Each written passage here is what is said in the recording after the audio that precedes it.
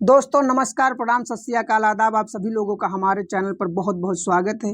उम्मीद है आपकी फैमिली बहुत ही स्वस्थ होगी।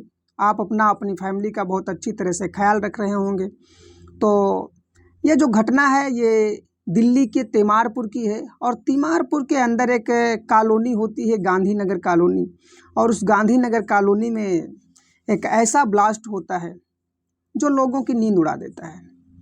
नींद उड़ाने का मतलब ये था कि रात के 2 बजे एक ऐसा धमाका कि इंदिरा नगर कॉलोनी के जो गांधीनगर कॉलोनी है वहाँ के सभी लोग रात के रात उस जगह पर इकट्ठा हो जाते हैं जहाँ पर धमाके की आवाज़ आती है।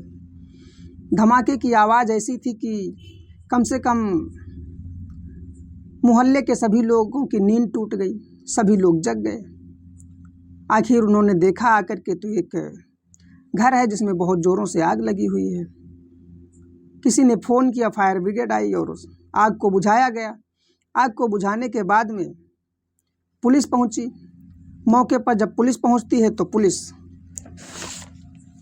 उस दरवाज़ा को खोल करके अंदर जाती है। दोस्तों, जब पुलिस दरवाज़ा खोलती है तो दरवाज़ा अंदर से ही बंद था, लेकिन खोलने का कोई जुगाड़ नहीं होता है। तो सीआईडी के दया सर की तरह, जो सीआईडी के एक्सपर्ट दया जिस प्रकार से दरवाज़ा तोड़ने का काम करते, इसी प्रकार से दरवाज़ा तोड़ा गया। एक बाहुबली इंस्पेक्टर RM विमल जी 2-4 लात मारने के बाद उस दरवाजे को खोला। दरवाज़ा खुल गया, कुंडी टूट गई। कुंडी टूटने के बाद में अंदर जाया गया, देखा गया। पुलिस ने पूरी तरह से इन्वेस्टिगेशन किया, छानबीन की। छानबीन में यह रहा कि दरवाज़ा तो अंदर से बंद है, कुंडी अंदर से लगी थी। और जब देखा गया तो वहाँ पर कई चीज़ें थी, कंप्यूटर, लैपटॉप, गैस सिलेंडर जो दगा हुआ था, उसी की वजह से धमाका हुआ। उसी की वजह से वहाँ पर एक डेड बॉडी मिली जो पूरी तरह से जल चुकी थी।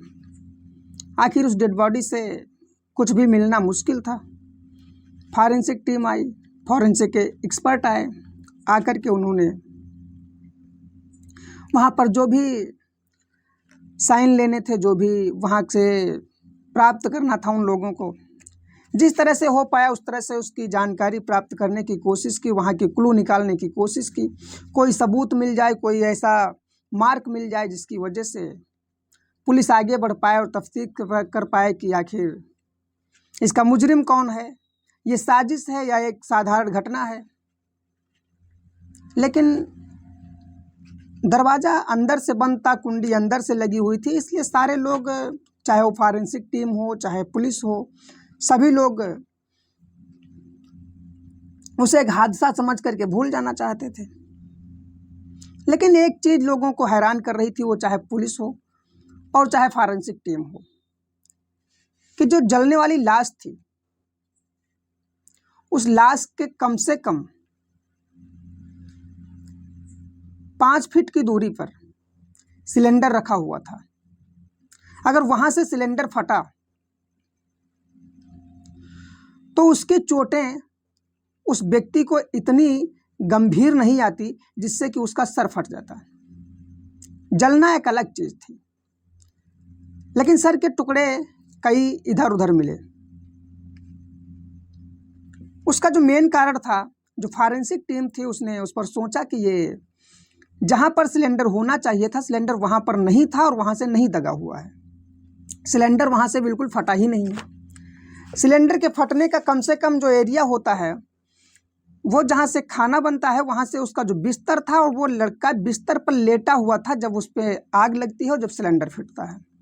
लेकिन जब लड़का लेटा हुआ था, जिसकी डेड बॉडी मिली है, वो अगर लेटा हुआ था तो उसका सर नहीं फाड़ सकती थी, उसके शरीर के टुकड़े नहीं कर सकती थी, उसके चिथड़े नहीं उड़ा सकती थी। इसका मतलब है कि सिलेंडर उसके 1-2 से 3 फीट के आसपास ही रखा हुआ था। वैसे तो सिलेंडर 6 से 7 फीट जहाँ पर वो खाना बनाता था वहाँ पर रखा होता था, क्योंकि किचन का एरिया था और किचन के अंदर पत्थर भी था। अगर तोड़ता तो सबसे पहले पत्थर तोड़ता और दीवार को नुकसान करता, लेकिन ऐसा कुछ नहीं था। वो खास तौर से बेड के आसपास ही था जहाँ पर वो सिलेंडर दगा हुआ था। फॉरेंसिक टीम ने भी सोचा कि हो सकता है कि ये हादसा हो और हो सकता है साजिश भी हो। लेकिन सभी लोग इस बात को साजिश समझ रहे थे, इस क्राइम को साजिश ही समझ रहे थे। लेकिन जो पुलिस थी वो भी अब इसे भूल जाना चाहती थी, एक घटना समझ करके, एक हादसा समझ करके। लेकिन पुलिस ने फिर भी तफ्तीश करना शुरू किया। उसने सोचा कि कुछ ना कुछ जानकारी प्राप्त करना और छानबीन करना हमारा पेशा है, और उसने करना भी शुरू किया। कुछ समय के बाद उसे कुछ ऐसी जानकारी मिली, एक ऐसी सूचना मिली, कोई और तफ्तीश करने का उनके पास क्लू नहीं था। तो पुलिस का जो सबसे आसान तरीका था, उसने एक ही आसान तरीका आजमाया और उसके आसपास कॉलोनी में और वहाँ से काफ़ी दूर तक सीसीटीवी फुटेज निकालने की कोशिश की। आखिर सीसीटीवी फुटेज निकाली गई, कुछ तस्वीरें सामने आई। यह हादसा 6 अक्टूबर 2025 का है, जब दिल्ली की गलियों में रात के 12 बजे सन्नाटा छा रहा था। तब दो लोग मास्क लगा करके उसके घर के अंदर प्रवेश करते हैं। आखिर मास्क लगा करके, इस समय ना कोरोना का समय चल रहा था, ना कोई ऐसी बीमारी के लक्षण चल रहे थे कि कोई मास्क लगाए, और रात के 12 बजे और उस घर के अंदर जाना, और सही टाइम 1:30 बजे उस घर के अंदर सिलेंडर का फटना। पुलिस को ये बातें हजम नहीं हो रही थी। पुलिस सोच रही थी कि कहीं न कहीं कुछ न कुछ गड़बड़ है। पुलिस ये सारी चीज़ें समझने के बाद में, जो भी पुलिस की टीम थी, फॉरेंसिक एक्सपर्ट थे, घर आए और घर सोचने के बाद में फिर एक बात समझ में आई कि घर के दरवाज़ा तो अंदर से बंद था। पुलिस की बार बार यहीं पर एक रुकावट हो जाती है कि घर के अंदर का दरवाज़ा अंदर से बंद था। आखिर अगर मरने वाला मरा तो अंदर ही वो बिस्तर पे सो रहा होगा और हादसा हो गया। पुलिस जब उसमें उलझी रही, काफ़ी टाइम रिसर्च किया, सोचा कि हो सकता है कोई न कोई ऐसा क्लू मिल जाए जो इस साजिश का पता लगा सके। लेकिन सबसे पहले पुलिस ने जो वो 2 लोग थे जो मास्क लगाए हुए थे और तीसरा आदमी जो बाइक चला रहा था, सीसीटीवी फुटेज के दौरान उस बाइक चलाने वाले व्यक्ति को गाड़ी का नंबर मिल जाता है, और उस गाड़ी के नंबर से पुलिस उन दोनों लोगों के पास, यानी तीनों लोगों के पास पहुंचने की कोशिश करती है, जिसमें साफ तौर पर दिख रहा था कि उसमें एक लड़की थी और 2 लड़के होते हैं। पुलिस उस गाड़ी के नंबर का रजिस्ट्रेशन नंबर निकालती है, गाड़ी किसके नाम पर रजिस्टर्ड है, ये सारी चीज़ें पता लगाने के पास वो वहाँ से निकलती है, और वो गाड़ी मुरादाबाद की थी और गाड़ी सुमित कश्यप के नाम पर होती है। गाड़ी सुमित कश्यप के नाम है और मुरादाबाद के रहने वाले हैं, तीनों मुरादाबाद में रहते हैं। पुलिस वहाँ पर पहुँची, उनके घर पर पता किया तो पता लगा कि वो 3 दिन से, यानी 4, 5, 6 और ये मामला 8 तारीख का होता है, लेकिन वो 6 तारीख से अपने घर नहीं आए थे और 4 तारीख को गए थे, और 5 तारीख की शाम को उन्होंने अपने घर पर फ़ोन किया और बात की। लेकिन 6 तारीख से 7, 8 3 दिन से ना उनका कोई फ़ोन नंबर है मिल रहा है और ना ही कोई पता है उनका कहाँ है कहाँ नहीं है। घर वाले, ना संदीप के घर वाले जानते हैं और ना सुमित कश्यप के घर वाले जानते हैं और ना संदीप के घर वाले जानते हैं। वो लड़की कौन सी है, ये भी बात कोई नहीं जानता उनके घर में। पुलिस ने उन लोगों के नंबर निकाले, सुमित और संदीप के नंबर लिया और नंबर लेने के बाद में फ़ोन किया। फ़ोन स्विच ऑफ आता है, कोई भी फ़ोन नहीं उठाता है और ना ही फ़ोन किसी का मिलता है।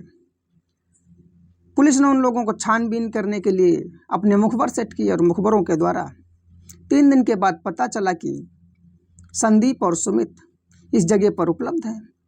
पुलिस ने उन दोनों को उठाया, उठाने के बाद में थाने लाई। पुलिस उन लोगों को थाने लाने के बाद में उस लड़की का पता पूछा जो उनके साथ थी। जितने लोग थे वहाँ पर, संदीप और हों चाहे सुमित के घर वाले हों, कोई ये बात नहीं कह रहा है कि मैं उस लड़की को जानता हूँ। लेकिन जब बहुत ज़्यादा दबाव डाला गया तो वो लड़की मिली, और मिलने के बाद में उन लोगों ने जो नाम बताया वो अंकिता चौधरी नाम था उस लड़की का। अंकिता चौधरी का पता लगाया गया। पुलिस ने उसकी छानबीन की तो पता लगा कि वो अपने घर पर है। अपने घर पर होने के नाते पुलिस ने उसके घर पर ही जाकर के उसको गिरफ्तार किया, थाने लाई। थाने ला करके उससे पूछताछ की गई और कहा गया कि तुम 2-3 लोग रात के 12 बजे उस क्राइम सीन पर, उस जो घटना हुई है, जो हादसा हुआ है, वहाँ पर गई थी। लड़की ने कहा कि हाँ, वो मेरे एक ऐसे जानकारी के व्यक्ति का घर था या वहाँ पर किराए पर रहता था जिसका नाम रामकेश था। रामकेश भाई मुरादाबाद का होता है। अब रामकेश 34 साल की उम्र का लड़का था। यह अंकिता चौधरी बता रही होती हैं कि 34 साल की उम्र है, रामकेश नाम होता है और यूपीएससी की तैयारी करती है और मेरे उसके लिविंग रिश्ते थे। हम लोग लिविंग में काफ़ी दिन उसके साथ भी रहे, लेकिन फिर अब जाना आना हमारा हो ही सकता है। जब हम लिविंग में रहे तो आने जाने में हमें कोई दिक्कत नहीं थी, हम गए थे, उसके बाद हम चले आए। उसके बाद उसके साथ क्या हुआ हमें नहीं मालूम। पुलिस अब इसमें कोई बुराई नहीं समझ रही थी कि जब लिविंग में रहने वाला आदमी, कोई आसपास का आदमी, जानकारी वाला आदमी, साथ रहने वाला आदमी आ भी सकता है, जा भी सकता है, और अगर ये वहाँ गई थी और उसका मर्डर किया या उसके साथ कोई साजिश हुई तो दरवाज़ा अंदर से क्यों बंद था। पुलिस कई बार इन सारी चीज़ों पर सवाल खड़े करती है, बात करती है, इसके बाद उसी घटना पर रुक जाती है कि दरवाज़ा अंदर से बंद है। इधर तब तक रामकेश, जो उस हादसे में मरा हुआ व्यक्ति था, उसकी माँ आती है, थाने आती है और थाने में बहुत रिक्वेस्ट और गुजारिश करती है कि कहीं ना कहीं मेरे बेटे को मार दिया गया है। पुलिस और जो फॉरेंसिक एक्सपर्ट थे वो फिर से उस क्राइम सीन पर पहुंचते हैं, उस हादसे की घटना पर पहुंचते हैं और एक बार दरवाजे को बाहर से बंद करते हैं। बाहर से बंद करने के बाद में जो उसका एक्सपर्ट होता है, फॉरेंसिक एक्सपर्ट, तो उसके दिमाग में एक बात आती है। जब उसने पूरी तरह से दरवाज़ा को छानबीन किया, दरवाजे को देखा, तो देखा कि जो दरवाजे का गेट होता है, गेट के ऊपर एक रोशनदान टाइप का बना हुआ है और रोशनदान बिल्कुल कुंडी से ऊपर है। उस पर लोहे के वार्डन हुई है, लोहे की वार्डन है, लोहे की जाली लगी हुई है और उसके अंदर, अच्छा, लोहे की जाली ऐसी कम से कम 2-2, 3-3 इंची की गैप थी और उसके अंदर एक लोहे की मच्छर न जाने पाए ऐसी जाली लगी हुई थी। लोहे की जाली और वो सब देख करके फॉरेंसिक जो एक्सपर्ट होता है वो उस 3 इंची और 4 इंची की जो होल होती है, जाली होती है लोहे की, उसके अंदर हाथ डालने की कोशिश करता है, लेकिन उसका हाथ नहीं जाता है क्योंकि फॉरेंसिक एक्सपर्ट के हाथ मोटे थे। इंस्पेक्टर साहब जो होते हैं वो भी हाथ डालने की कोशिश करते हैं, उनका भी हाथ नहीं जाता है। लेकिन वहीं पर उसकी एक माँ खड़ी होती है, जो रामकेश की माँ होती है।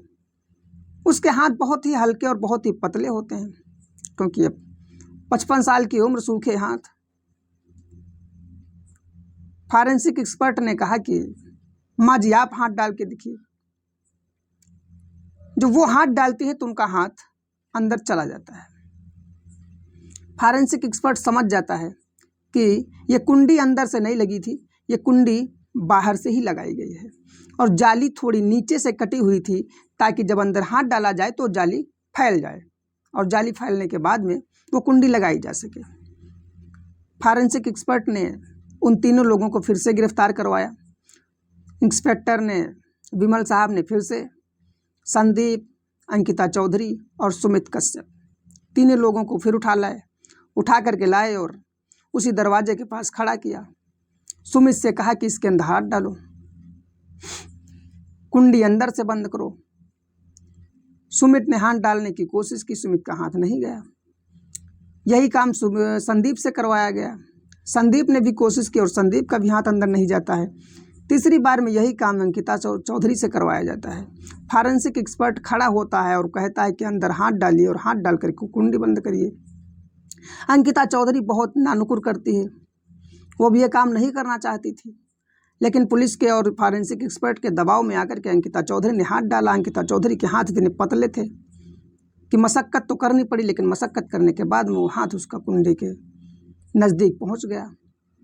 फॉरेंसिक एक्सपर्ट हो या पुलिस इंस्पेक्टर विमल हो, सब लोगों ने ये बात समझ ली कि कुंडी बाहर से नहीं अंदर से ही बंद की गई है, लेकिन इसको बंद करने के लिए बाहर से ही हाथ डाल करके बंद किया गया है। अंकिता चौधरी बस इसी बात पर फंस जाती है और अंकिता चौधरी को लाया जाता है। अंकिता चौधरी वहाँ पर थाने में आती हैं और दबाव में जब आती हैं तो अपने जुर्म को स्वीकार करती हैं। आखिर एक बात होती है कि आप कितने भी चाल चल लो, अंकिता चौधरी जो थी वो और जो इनका रामकेश था जो मरने वाला था, ये कभी लिविंग में थे और इनके आसपास के रिश्ते बहुत अच्छे थे। और उस रिश्तों में रामकेश ने कुछ ऐसा कर दिया था कि अंकिता चौधरी को परेशानी हो गई थी, क्योंकि रामकेश ने इसकी कुछ अश्लील तस्वीरें और कुछ अश्लील वीडियो अपने लैपटॉप में सेव कर रखा था। इन्होंने सेव करने के बाद में कई प्रकार से इसे अंकिता चौधरी को ब्लैकमेल करता था। अंकिता चौधरी भी ऐसी थी कि उन्हें अपने जो काम था उनका, कभी कभी लोगों को जो एक्सपर्ट होने का जो घमंड होता है वो लोगों को ले डूबता है, वही काम इनके साथ हो गया। ये अपने आप को, ये फॉरेंसिक साइंस की पढ़ाई कर रही थी। अंकिता चौधरी भी फॉरेंसिक साइंस की पढ़ाई कर रही थी। अगर कोई फॉरेंसिक साइंस की पढ़ाई कर रहा होता है तो बहुत सारी जानकारी प्राप्त कर लेता है। अगर कोई फॉरेंसिक एक्सपर्ट अगर कोई परफेक्ट मर्डर प्लान का प्लान कर ले तो न जाने कितनी सारी चालाकियां करेगा ताकि मैं पकड़ा ना जाऊं। अगर कोई इसी प्रकार से पुलिस में रहा व्यक्ति अगर प्लान कर ले मर्डर का तो उसे पकड़ना बड़ा मुश्किल हो जाएगा। जिस प्रकार से आपने एक फिल्म देखी होगी सनी देओल की, जिसने परफेक्ट मर्डर प्लान किया अपनी पत्नी का और कानून से बच गया। कई ऐसी चीज़ें होती हैं कि आदमी जब बहुत ही मेहनत से और बहुत ही प्लानिंग से मर्डर करता है तो उसे पकड़ना बड़ा मुश्किल होता है। लेकिन जो एक्सपर्ट थी, जो पढ़ाई कर रही थी, उनका टीचर, जो उनका मास्टर था, उनका जो गुरु था, फॉरेंसिक एक्सपर्ट का उस्ताद था, उसने थोड़ी सी गलती से, जो बाहर से दरवाज़ा बंद करने की गलती थी अंकिता चौधरी की, उसमें फंस गई। इन्होंने बाहर से बंद किया, लगा कि किसी को पता ही नहीं चलेगा, लेकिन जो फॉरेंसिक एक्सपर्ट थे, उस्ताद थे इनके, उन्होंने बस इसी बात से पकड़ लिया। कहीं ना कहीं आप ज़रूर क्लू छोड़ देते हैं। खैर, इस मामले में उन्होंने दूसरा बॉयफ्रेंड सेट किया। जब इनसे दूर होना चाहती थी रामकेश से, तो इन्होंने सुमित कश्यप को चुना और सुमित कश्यप से सारी बातें बताई और सुमित कश्यप ने एक बैठ करके प्लान किया। सुमित कश्यप का जो दोस्त था वो संदीप था। संदीप से बातचीत हुई कि आखिर इस मर्डर को कैसे प्लान किया जाए, कैसे मारा जाए, रामकेश को रास्ते से हटाना ही है। संदीप जो आता है, संदीप को बहुत जानकारी एलपीजी कनेक्शन के बारे में थी, क्योंकि संदीप की मुरादाबाद में एलपीजी सिलेंडर की एजेंसी थी। फिर उन्होंने अपनी कहानी बताई कि किस प्रकार से मर्डर किया और किस प्रकार से इन्होंने प्लान बनाया। प्लान इस तरह से बनाया कि रात के 12 बजे ये तीनों लोग उसके घर के अंदर दाखिल होते हैं रामकेश के, और रामकेश को गला घोंट करके मार देते हैं। मारने के बाद में उसके लैपटॉप को नहीं उठाते हैं, क्योंकि मालूम होता है कि अगर लैपटॉप या कोई ऐसी चीज़ गायब हुई जिससे हम पकड़े जाएंगे। उन्होंने सिर्फ उससे हार्ड डिस्क निकाल ली ताकि अपने जो अश्लील वीडियो, जो उसमें फ़ोटोज़ थे, वो अपने पास सेव कर सकें। और उन्होंने इतना काम किया, गला घोंट के मारा। और जो संदीप था उसने उस सिलेंडर को बेड के नज़दीक, और उसको रामकेश को उसी बेड पर लिटाया और बेड के नज़दीक सिलेंडर को रखा और उसमें एक जो पाइप लगी होती है वो उसके बेड पर रख दिया। और रखने के बाद में बहुत ही हल्के से, मामूली से उस गैस को रिलीज़ किया। धीरे धीरे गैस रिलीज होती रही और उसके बदन पर पूरे पेट्रोल छिड़का, और पेट्रोल छिड़कने के बाद में बाहर से हल्के से माचिस लगाई और गैस जलने का जो फ्लो था वो बहुत स्लो था। धीरे धीरे गैस जलती रही। गैस जलते जलते उस रामकेश की लाश को पकड़ लिया। रामकेश की लाश जलने लगी, गैस का फ्लो तेज हो गया। धीरे धीरे वो रबड़ पूरी जल गई और सिलेंडर के पास पहुंची। जब सिलेंडर को डायरेक्टली आग लगी तो कुछ देर के बाद सिलेंडर का धमाका हो गया। यह बहुत ही सारी सोची समझी साजिश और प्लानिंग के साथ में इन लोगों ने मर्डर किया। मर्डर करने के बाद में वहाँ से ये लोग निकल गए।